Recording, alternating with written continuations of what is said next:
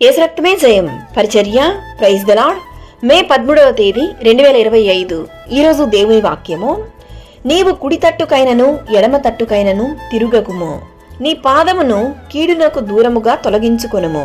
సామెతలు 4వ అధ్యాయం 27వ వాక్యము. అవును క్రీస్తునందు ప్రియులారా, నీ పాదమును చెడు మార్గంలో నడవక కీడునకు దూరముగా ఉంచుము.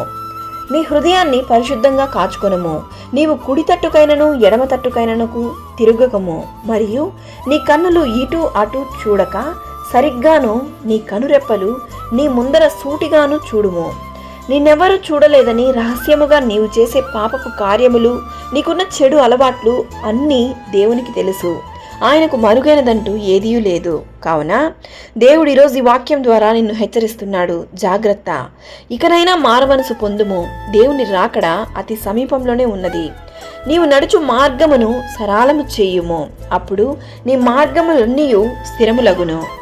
ఈరోజు ఈ వాక్యం వింటున్న ప్రియ సహోదరి సహోదరులారా, సమయాన్ని వృధా చేయకుండా దేవునికి ప్రియమైన బిడ్డగా జీవించండి, ప్రార్థించండి, ఆరాధించండి.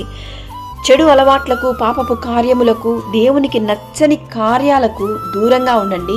దేవుని నామాన్ని మహిమపరిచే ఆయనకు సాక్షిగా జీవించండి. దేవుడు మిమ్మల్ని ఆశీర్వదించి దీవించును గాక. ఆమేన్. God bless you.